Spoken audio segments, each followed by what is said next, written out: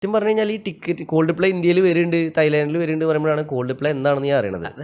അതെന്ന് പറഞ്ഞു കഴിഞ്ഞാൽ നമുക്ക് അത്രയും അറിവില്ല. ഞാൻ പറഞ്ഞത് കോൾഡ് പ്ലേ ആരും കൂടെ അല്ല, നമുക്കിതൊന്നും അറിയാനുള്ളൊരു പ്ലാറ്റ്ഫോം ഉണ്ടായിരുന്നില്ല എന്ന്. അപ്പം നമ്മളെന്താണോ കേട്ടു വളർന്നത്, ഞാൻ ദിൽഹെ ഫാത്തിമയുടെ റെമിക്സും അല്ലെങ്കിൽ പണി പോയി കഴിഞ്ഞാൽ ഉച്ചയ്ക്ക് കിടന്നുറങ്ങുമ്പോൾ നമ്മളെ കുറച്ച് വൈശാഖ സന്ധ്യയും അല്ലെങ്കിൽ ആ ഒരു ടൈപ്പ് ഓഫ് സിനിമ പാട്ടുകൾ, അതാണ് എൻ്റെ റൊട്ടീനും എൻ്റെ ശീലവും. അപ്പൊ എനിക്കിപ്പോ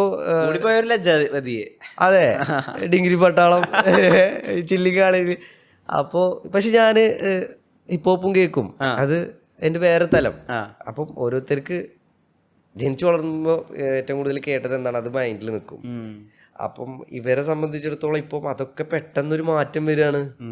സിനിമയിൽ പാട്ടില്ല എന്ന് പറഞ്ഞു കഴിഞ്ഞാൽ ഇപ്പോൾ ഒരു പാട്ടിനായിട്ട് മറ്റേ ന്യൂയോർക്കിൽ പോയിട്ട് ഷൂട്ട് ചെയ്യണില്ല നടനും നടിയും, സിറ്റുവേഷനിലായിട്ട് പാട്ട് പുറത്തേക്ക് വന്നു തുടങ്ങി സിനിമയുടെ ഉള്ളിൽ നിന്ന്.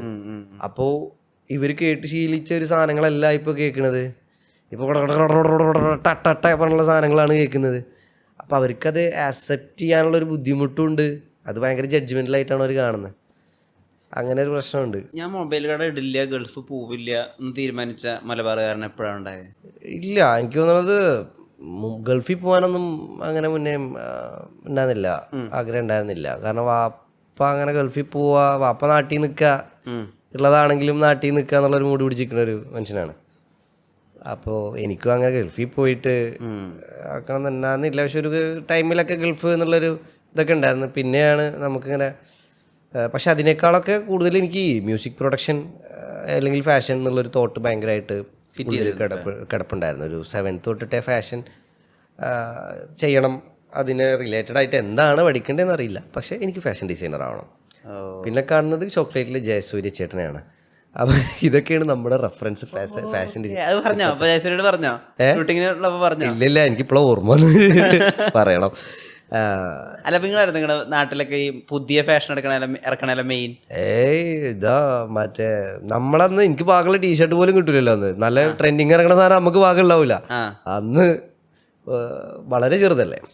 അപ്പോൾ അപ്പത്തെ ഒരു പ്രമാണി ആരാന്ന് വെച്ച് കഴിഞ്ഞാൽ ഡാപ്സിയാ. അന്നൊക്കെ അറിയില്ല അത് വരാന്നുള്ളത്. അപ്പം +2 മറ്റേ പച്ച converse, pink converse, skin fit pant, മറ്റേ സ്ലിംഗ് ബാഗ്, മുടി. ഇവനും എൻ്റെ കുറച്ച് കൂട്ടുകാരന്മാരുണ്ട് വരും. ഇവർ +2, ഞാനന്ന് 6ാം ക്ലാസ്, 6-5 കേട്ടോ. അപ്പോൾ ഇവരൊക്കെ ഇങ്ങനെ കാണുമോ.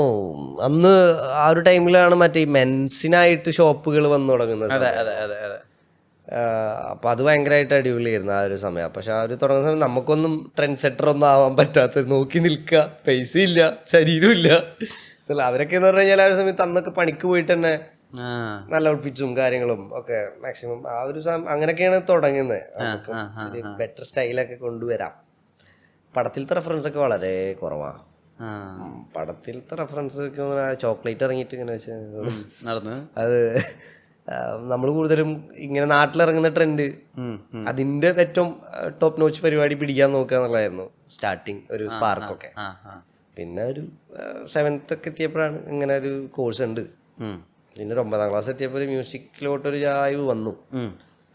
ആ സമയത്തൊക്കെയാണ് നമുക്കൊരു മ്യൂസിക് യൂട്യൂബ് പരിപാടിയൊക്കെ ആക്സസ് ഒക്കെ കിട്ടുന്നത്, ഫ്രണ്ട്സിൻ്റെ അങ്ങനെയൊക്കെ. അപ്പോൾ പിന്നെ ആ ഒരു പരിപാടി, അതിൻ്റെ ഒരു എൻജിനീയറിംഗ് പഠിക്കണം, DJ പരിപാടിയൊക്കെ ഉണ്ടായിരുന്നു. അതും നമ്മളെ നാട്ടിലന്ന് DJ പരിപാടി ട്രെൻഡിങ് ആയിരുന്നിട്ടാ, DJ ആവുക എന്നുള്ളത്. അതിൽ നിന്നാണ് മ്യൂസിക്ക് എത്തി നോക്കണത്. അപ്പോൾ അതിൽ നിന്ന് എൻജിനീയറിംഗ് പരിപാടി കിട്ടി. വീട്ടിൽ അങ്ങനെ മ്യൂസിക് പരിപാടി നടക്കില്ല എന്നുള്ളൊരു മൂടായി. ഏകദേശം ഓക്കെ നിൽക്കുകയായിരുന്നു. അപ്പൊ എൻ്റെ ഒരു വകയിലൊരു മൂത്താപ്പം എന്നിട്ട് പറഞ്ഞു, ഈ സാധനം എടുത്ത് തിരിക്കണമെങ്കിലേ ഇത് അങ്ങോട്ട് ചെല്ലണം എന്ന് പറഞ്ഞു.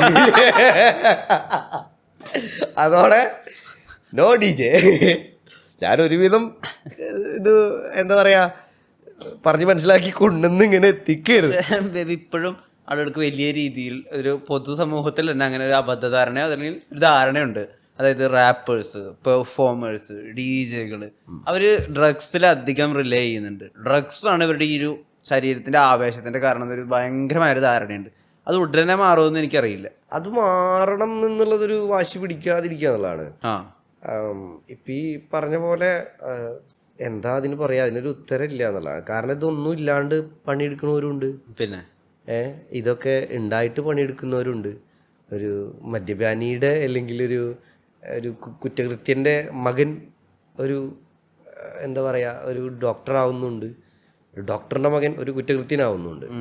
അപ്പോൾ നമ്മളെ റിയാലിറ്റി നമ്മളെങ്ങനെ എടുക്കുന്നു, നമ്മളതിനെങ്ങനെ യൂസ് ചെയ്യുന്നു എന്നുള്ളതാണ് മൊത്തത്തിൽ. പ്രകൃതിനെ നമ്മളെങ്ങനെ യൂസ് ചെയ്യുന്നു, നമ്മളെ ചുറ്റുവട്ടത്തുള്ള ആൾക്കാരനെ കോൺസിക്വൻസസിനെ അതിനൊക്കെ നമ്മളെങ്ങനെ നോക്കിക്കാണുന്നു അതനുസരിച്ചിരിക്കും തോന്നുന്നുണ്ട്. അങ്ങനെ പല സൈഡും ഉണ്ടല്ലോ അതിന്. നമുക്കൊരു സ്പെസിഫിക് ആയിട്ട് ഓക്കെ നാളെ ലഹരി വേണ്ട, ഇത് വേണ്ട, അങ്ങനെ സമരം ചെയ്തിട്ട് മാക്സിമം ആൾക്കാർ റെസ്പോൺസിബിൾ ആയിട്ടിരിക്കുക എന്നുള്ളതാണ് ഗാന്ധിജി കണ്ട കിനാശേരി. അങ്ങനെ ആവാൻ എപ്പോഴും ആഗ്രഹമുണ്ട്. ആൾക്കാരെപ്പോഴും റെസ്പോൺസിബിൾ ആയിട്ടിരിക്കുക, ബാക്കിയുള്ള ആൾക്കാരോട് റെസ്പോൺസിബിൾ ആയിട്ടിരിക്കുക എന്നുള്ള ഒരു പരിപാടി എല്ലാവർക്കും ചെയ്യാൻ പറ്റി കഴിഞ്ഞാൽ നൈസായിരിക്കും. ഫെജോന്റെ കൂട്ടിലിട്ട് തത്ത കേൾക്കുന്നു, തിരുമാലിയുടെ അവസ്ഥ കേൾക്കുന്നു. ആ സമയം എപ്പോഴാ? കൂട്ടിലിട്ട് തത്ത ഞാനൊക്കെ ഒരുപാട് കുറച്ച് വൈകിട്ടാണ് കേട്ടത്. ഞാൻ പറഞ്ഞ പോലെ ഈ ഇതിലോട്ടുള്ളൊരു ആക്സസും പരിപാടിയും, പക്ഷെ ഞാനത് കേട്ടിട്ടുണ്ട്. പിന്നെ അവസ്ഥ കേട്ട പീരീഡ് 2 പീരീഡ് എനിക്ക് ഓർമ്മയില്ല. പക്ഷെ ഞാൻ കൊച്ചിക്ക് വരുന്നേക്കാൾ മുമ്പ് വരെ ട്രാക്ക് കേട്ടിട്ടുണ്ട്. ഞാൻ തിരുമാലിക്കും മെസ്സേജ് അയച്ചിട്ടുണ്ട്, ഫെജോക്കും മെസ്സേജ് അയച്ചിട്ടുണ്ട്. കൊളാബറേറ്റ് ഒന്നല്ല, അതായത് ഞാനന്ന് ഇങ്ങനെ എഴുതുമായിരുന്നു ഒരു പാരഗ്രാഫ്. ഞാനിങ്ങനെ ഇവിടെ ഇങ്ങനെയാണ് ഞാൻ കുറച്ച് എഴുത്തും കാര്യങ്ങളൊക്കെ ഉണ്ട് കയ്യിൽ. ഇതിൽ അന്ന് എനിക്ക് ബീറ്റ് എന്താ അത് എങ്ങനെയാണത് ഒന്നും അറിയില്ല. അപ്പം ഇതിങ്ങനെ ചെയ്യാൻ ആഗ്രഹമുണ്ട്, എന്തെങ്കിലും ഹെൽപ്പ് ചെയ്യാമോ എന്നുള്ള ഇതിൽ ഞാൻ 2 പേർക്ക് അയച്ചിരുന്നു. പിന്നെ ഓഫ് കോഴ്സ് അവരന്നും എന്ന് പറഞ്ഞു കഴിഞ്ഞാൽ ഒരു പീക്കിൽ നിൽക്കുന്ന ആൾക്കാരാണ്. അങ്ങനെ മനഃപൂർവ്വം കണ്ടിട്ട് ഒഴിവാക്കുന്ന അങ്ങനത്തെ ഇതല്ല. കുറേ മെസ്സേജസ് കുറേ വരുന്നുണ്ടാവുമല്ലോ, അന്ന് എസ്പെഷ്യലി വരുന്നുണ്ടാവുമല്ലോ. അപ്പം അങ്ങനെ 2 പേർക്കൊക്കെ മെസ്സേജ് ഒക്കെ അയച്ച് നോക്കിയിരുന്നു. ഫെജോനെ നേരിട്ട് പരിചയപ്പെട്ടപ്പോൾ എന്താ മനസ്സിലായത്? നല്ല ഒരു എന്താ പറയുക, നല്ലൊരു ക്യാരക്ടർ. എന്താ പറയുക, ഭയങ്കര സ്വീറ്റാണ്, ഭയങ്കര പൊളൈറ്റാണ്. തിരുമാലിയാണെങ്കിൽ തന്നെ ആളും ഭയങ്കര പൊളൈറ്റാണ്. ഭയങ്കര എന്താ പറയുക, കാര്യമായിട്ടുള്ള ഇടങ്ങേറുകളൊന്നും. അതായത് ഞാനിപ്പോൾ 2 പേരെ പരിചയപ്പെടുന്ന കോസ്റ്റ്യൂം ഡിസൈനിങ് ചെയ്യുമ്പോൾ, കോസ്റ്റ്യൂം സ്റ്റൈലിങ് ചെയ്യുന്ന ആ സമയത്താ ഇവിടെ വന്നിട്ട് അങ്ങനെയാണ് എനിക്ക് ഡൗൺ ട്രോഡൻ ഉണ്ടല്ലോ, ഡൗൺ ട്രോഡൻസ് അല്ല ട്രോഡൻ നമ്മുടെ മ്യൂസിക് വീഡിയോ ഒക്കെ. അപ്പം ഞാനും അവനും ഒരു റൂമിൽ ഷെയർ ചെയ്തിട്ടായിരുന്നു ഒരു അപ്പാർട്ട്മെന്റ്, റസീൻ എന്നൊക്കെ പറഞ്ഞിട്ട്. അപ്പോൾ റസീൻ ത്രൂ എനിക്ക് ഫാഷൻ്റെ ഒരുപാട് വേറെ സൈഡ് എക്സ്പ്ലോർ ചെയ്യാൻ പറ്റി. ട്രോഡൻ ത്രൂ എനിക്ക് ഇങ്ങനെ കുറേ പേരെ പരിചയപ്പെടാൻ പറ്റി. അപ്പോൾ അതിൽ നിന്ന് പിന്നെ എനിക്ക് മനസ്സിലായി ആസസ് സ്റ്റുഡിയോ പോയി റെക്കോർഡ് ചെയ്യുന്ന പ്രോസസ്സൊക്കെ ഞാൻ മനസ്സിലാക്കി. അങ്ങനെ പിന്നെ ഇതിൽക്ക് ആവുകയാണ് ഉണ്ടായത്. നീരജ് മാധവ് എന്നുള്ള ഫിനോമിന അതെങ്ങനെ ഉണ്ടായിരുന്നു? വല്ലാത്ത ജാതി. എനിക്ക് തോന്നുന്നത് നമ്മൾ ട്രാക്ക് ചെയ്യുന്ന സമയത്ത് ഭയങ്കര ചില്ലായിട്ട് ചെയ്ത ഒരു പരിപാടിയാണ്. പിന്നെ ഭയങ്കര ചില്ല് മനുഷ്യനാണ്. നമുക്ക് ഇതേപോലെ വേറെ, അതായത് ഇതിൻ്റെ കുറച്ചും കൂടെ ഈ ഒരു സൈഡ്, അതായത് ഇപ്പോൾ ഒരു കോസ്റ്റ്യൂം അല്ലെങ്കിൽ നമുക്ക് ഇത്ര ആൾക്കാരൊക്കെ വെക്കാം, സ്റ്റൈലിങ് പരിപാടിയൊക്കെ പിടിക്കാം. അപ്പം ആ ഒരു സൈഡ് കുറച്ചും കൂടെ ഒക്കെ ഒന്ന് നമ്മൾ തന്നെ ഒക്കെ കൂടി ഓടി മണ്ടണ്ട ഉള്ള കാര്യത്തിലേക്ക് എനിക്ക് കുറച്ച് ഒരു സൈഡൊക്കെ എനിക്ക് ഹെൽപ്പായിട്ടുണ്ട് ആളുടെ കയ്യിൽ നിന്ന്. കാരണം എത്രയൊക്കെ ആയാലും നമ്മളോട് ഒറ്റയ്ക്ക് എല്ലാം കൂടെ ചെയ്യാൻ പറ്റില്ലല്ലോ. ആ ഒരു സ്റ്റേജ് വരുമ്പോൾ ഒന്നും കൂടെ ഒക്കെ ബെറ്റർ ആക്കി തുടങ്ങാം എന്നുള്ള കാര്യങ്ങളൊക്കെ എനിക്ക് ആളുടെ നിന്ന് കുറച്ച് ഐഡിയാസ് കുറച്ച് കിട്ടിയിട്ടുണ്ട്. പടത്തിലെ ഷൂട്ടിങ്ങിൽ ജയേട്ടൻ കണ്ടിട്ട് ഗീറ്റ് ചെയ്തതിനു ശേഷം എന്താ ചോദിച്ചത് ആദ്യം? എനിക്ക് മകൻ പാട്ടൊക്കെ കേൾക്കും, അങ്ങനെ ട്രാക്കൊക്കെ കേൾക്കാറുണ്ട് എന്നുള്ള കാര്യത്തിലായിരുന്നു ഒരു ഇൻട്രൊഡക്ഷൻ. ഞാൻ പിന്നെ പറയേണ്ട കാര്യമില്ല, ജേട്ടാ ഞാൻ പടങ്ങൾ കാണാറുണ്ട്.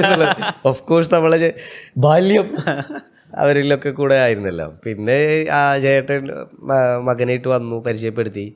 അപ്പൊ ഞാൻ പറഞ്ഞു എനിക്ക് അവൻ ചെറുപ്പത്തിലൊരു ഷോർട്ട് ഫിലിം എന്തോ ഒരു ഡയറക്ട് ചെയ്ത ന്യൂസൊക്കെ ഞാനതൊക്കെ ഷെയർ ചെയ്തു. Happy mood. വിനായകൻ നമ്മള് നേരിട്ട് സംസാരിച്ചിട്ടില്ല എന്നുള്ളതാണ്. കോമ്പിനേഷൻ സീൻസ് ആകുള്ളത് ഞാനിവിടെ, ചേട്ടനവിടെ. നമ്മള് ഇതുണ്ട്, ഈ ഒരു സാധനം ഉണ്ട്. പിന്നെ ഒരു സിറ്റുവേഷൻ ആകുമ്പോൾ പോയി സംസാരിക്കുക എന്നുള്ളതാണ്. വെറുതെ പോയിട്ട് ഹായ് ഹലോ ഞാൻ വെറുതെ ആളെ ബുദ്ധിമുട്ടിക്കിട്ടല്ലോ. പടങ്ങളിൽ എന്ത് ഭാവി ഉണ്ടാവും വിചാരിക്കുന്നത്? പടങ്ങളുടെ ഭാവി സൂപ്പർ സ്റ്റാറൊക്കെ വെറുതെ മണ്ടത്തരം പറയല്ലേ ചേട്ടാ.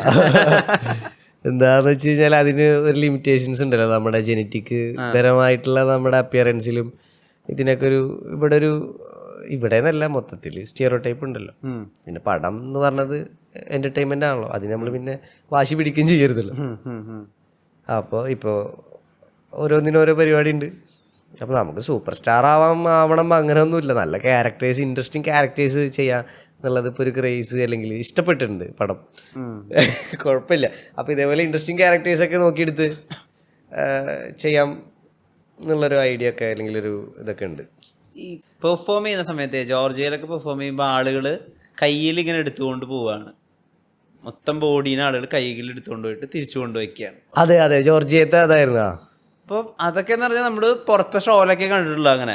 അതായത് മലയാളത്തിൽ നിന്ന് ഒരാൾ പോയിട്ട് അങ്ങനെ ചെയ്യുന്നതൊക്കെ നമുക്ക് പുതിയൊരു കാഴ്ച. അതെ, നമ്മൾ കണ്ടിട്ടുള്ളത് അതുവരെയും ഗാനമേളകളൊക്കെ അല്ലേ. അപ്പൊ അതിൽ ഏറ്റവും ജനകീയനായിട്ട് വേണമെങ്കിൽ ഇപ്പം മണിച്ചേട്ട ആളുകളിലേക്ക് ഇറങ്ങി ചെല്ലുന്നുണ്ടാവും. പക്ഷെ ആളുകളുടെ കയ്യിൽ ഒരാളുടെ പെർഫോമറിന്റെ ശരീരം ഇരിക്കുകയാണ് ആ ഇഷ്ടം കൊണ്ട്.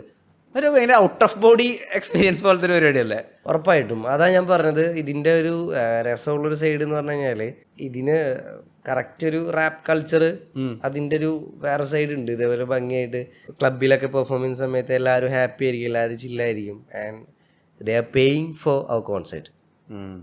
വെറുതെ ഇവിടുന്നും മറ്റേ അവിടെ ഉണ്ടാ പോയി നോക്കാം എന്താണ് ഇപ്പോൾ എൻ്റെ ഒരു അവസ്ഥ. ഈ ഒരു മൂടല്ല അവിടെ വരുന്നത്. അതൊരു 600 പേരാണെങ്കിലും 300 പേരാണെങ്കിലും നമുക്ക് ഭയങ്കര ഫുൾഫില്ലായിരിക്കും പെർഫോം ചെയ്യുമ്പോൾ. കാരണം 300 പേരും പേ ചെയ്തിട്ട് നമ്മുടെ ആർട്ട് കേട്ടിട്ട് നമ്മുടെ വരികൾ അറിയാവുന്ന, നമ്മുടെ ട്രാക്കുകൾ അറിയാവുന്ന, നമ്മളെ ഫോളോ ചെയ്യുന്ന, നമ്മുടെ കലനെ ഇഷ്ടപ്പെടുന്ന 300 പേരായിരിക്കും. അത് നമ്മൾ പാടുമ്പോൾ കൂടെ പാടുക, അത് അളവിലല്ല. ആ ക്രൗഡ് എത്രത്തോളം മാസ് ആൾക്കാർ നമ്മളുടെ ആർട്ടിനെ കാണാൻ വരുന്നു എന്നുള്ളതാണ് അതിൻ്റെ ഒരു ഭംഗി. അപ്പോൾ ഈ ജോർജിയയിൽ എനിക്ക് കിട്ടിയത് ആ ഒരു സാധനമായിരുന്നു. എൻ്റെ ഫസ്റ്റ് 1 മാൻ പരിപാടിയായിരുന്നു. അപ്പോൾ മാത്രമല്ല നമ്മുടെ ഒരു 25, 28 below 30 below age category, they know what is Baby Jean, what is Baby Jean's track, and they are not offended just because of my lyrics or അപ്പം അതിൻ്റെ ഒക്കെ ഒരു എം ടി എന്നല്ല, ആ ഒരു ഓപ്പൺ ആയിട്ടുള്ളൊരു സദസ്സായിരുന്നു എനിക്ക് അവിടെ. എനിക്ക് ഒന്നിനും കുറിച്ച് ആലോചിക്കണ്ട, ഞാൻ ആ ഒരു ഒറ്റ ഇതിലായിരുന്നു. എനിക്ക് ഉറപ്പായിരുന്നു നമുക്ക് ആ ഒരു ഇതിലിങ്ങനെ ഉണ്ട്, ഇങ്ങനെ കിടന്നാൽ മതി എന്നുള്ളത്. അത് ഭയങ്കര ഒരു മൂമെൻ്റ് ആയിരുന്നു. അതാണ് എല്ലാം നമ്മുടെ ഇനി കുറച്ചാണെങ്കിലും നല്ലതാണെന്നുണ്ടെങ്കിൽ അടിപൊളിയാണ് ഈ നീഷ് ഓഡിയൻസിനെ. TBJ എന്നുള്ള ലോക്കറ്റ് ഉണ്ടാക്കാൻ എങ്ങനെയാ വരുന്ന ഐഡിയ? അത് ദ ബേബി ജീൻ ചുരുക്കിയ ഫസ്റ്റ് 3 TBJ. ലെറ്റർ എന്ന് പറഞ്ഞാൽ നമ്മുടെ ഒരു ഫ്രണ്ട് ഇങ്ങനെ ഒരു ബ്രാൻഡ് തുടങ്ങണം എന്ന് പറഞ്ഞ് അപ്രോച്ച് ചെയ്യുകയും, അപ്പം ഡോപ്പ് എന്ന് പറഞ്ഞിട്ട്, അപ്പം അതിൻ്റെ ലോഗോ ഞാൻ ഡിസൈൻ ചെയ്തു, ഡോപ്പ് ഐസ് എന്ന് പറഞ്ഞിട്ട്. അപ്പം നമ്മളത് കൊളാബറേറ്റ് ചെയ്തിട്ട് ഒരു ബ്രാൻഡ് കൊണ്ടുപോകണം. അപ്പം നമ്മൾ ആ ഒരു ബ്രാൻഡിൽ നിന്ന് ഡോപ്പ് ഐസ് എന്ന് പറഞ്ഞ ബ്രാൻഡിൽ നിന്ന് ചെയ്തതാണ് TBJ എന്നുള്ള സാധനം. നമ്മളൊരുപാട് അവനിപ്പോൾ ഇവിടെ ഇതിൻ്റെ കാര്യങ്ങളൊക്കെ പഠിക്കാൻ വേണ്ടിയിട്ട് UK-ലാണ്. തിരിച്ചു വരും പൂർവാധികം ശക്തിയോടെ, ഒന്നും കൂടെ പ്രീമിയം ആയിട്ട് നമ്മൾ സ്റ്റാർട്ട് ചെയ്യാൻ വേണ്ടിയിട്ട് ഇങ്ങനെ ഇരിക്കുകയാണ്. സിനിമയ്ക്ക് വേണ്ടി പാട്ടുണ്ടാക്കണമെന്ന് എങ്ങനെയുണ്ട്? നമുക്ക് സ്വന്തമായിട്ട് ഒരു ട്രാക്ക് ഉണ്ടാക്കണത്തൊരു സാറ്റിസ്ഫാക്ഷൻ തരില്ല. അത് കൂടുതലും ഒന്നല്ലെങ്കിൽ ഒരു ക്യാരക്ടറിന് സംബന്ധമായിട്ടുള്ളൊരു വരികളും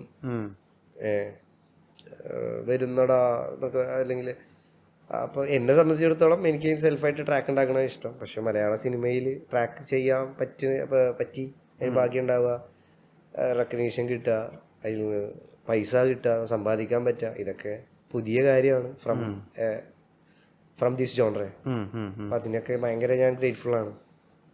പക്ഷെ നമുക്ക് സ്വന്തമായിട്ട് ഉണ്ടാക്കുന്ന ഒരു സാധനം നമുക്ക് വേറെ ഒരാൾക്ക് ചെയ്ത് കൊടുക്കുമ്പോൾ അത് എന്താണേലും കിട്ടില്ലല്ലോ. അതിൻ്റെ ഒരു ഇതുണ്ട്. അതായത് ഒരു എഴുത്തിനെ ഇഷ്ടപ്പെട്ട് ചെയ്യുന്നതുകൊണ്ടുള്ളൊരു ചെറിയൊരു അങ്ങോട്ടുള്ള വേരിയേഷൻ മാത്രം, വേറെ കുഴപ്പമൊന്നുമില്ല. നല്ലതാണ്. ഒരുപാട് ട്രാക്ക് റെക്കഗ്നീഷൻ കിട്ടുന്നുണ്ട്. പിന്നെ നമ്മുടെ വേറെ ആർട്ടിസ്റ്റുകൾ എടുക്കുകയാണെങ്കിൽ നമ്മുടെ ഒരുപാട് നല്ല ട്രാക്കുകൾ ഉണ്ടാവുന്നില്ലേ. ഇപ്പൊ നമ്മുടെ കുതന്ത്രം, നമ്മുടെ ഇലുമിനാറ്റി, മണവാളതകി എന്നൊക്കെ എന്ന് പറഞ്ഞാൽ ഭയങ്കര ബ്രേക്ക് ത്രൂ ആയിരുന്നില്ലേ ഹിപ്പ് ഹോപ്പിന് തന്നെ. അങ്ങനെ കുറെ കാര്യങ്ങൾ സംഭവിക്കുന്നുണ്ട്. പടം ത്രൂ നല്ല കാര്യങ്ങളാണ് സംഭവിക്കുന്നത്. പിന്നെ ഒരു സൈഡ് എങ്ങനെയാന്ന് വെച്ച് കഴിഞ്ഞാൽ ഒരു നമ്മളുടെ ഓഡിയൻസിനെ നമുക്ക് നഷ്ടപ്പെടുന്നൊരു ഇത് വരും. കാരണം ഞാൻ കണ്ട ബേബിജിന് ഇതല്ല. ഉം. ബേബിജിന്റെ കയ്യിൽ നിന്ന് വരുന്ന സാധനങ്ങൾ ഇങ്ങനെ ആയിരുന്നില്ല. ഉം. അവർ വിചാരിക്കുന്നത് നമ്മളാണ് ഇതിൻ്റെ ലിറിക്സ് എന്നും അല്ലെങ്കിൽ നമ്മളെ കംപ്ലീറ്റ് എലമെന്റ് നമ്മളെയാണ്. നമ്മൾ ചിലപ്പോൾ നമ്മളെ ലിറിക്സ് ആണെങ്കിൽ കൂടി നമ്മൾ ആ ഒരു ക്യാരക്ടറിനെ നോക്കിയിട്ടാണ് എഴുതുന്നുണ്ടാവും. അപ്പം അവർക്ക് ഇതെന്താ അത്ര ഡെപ്തിലൊന്നും ആയിട്ടില്ലല്ലോ, 1, 2, 3 വർഷമല്ലേ ആയിട്ടുള്ളൂ.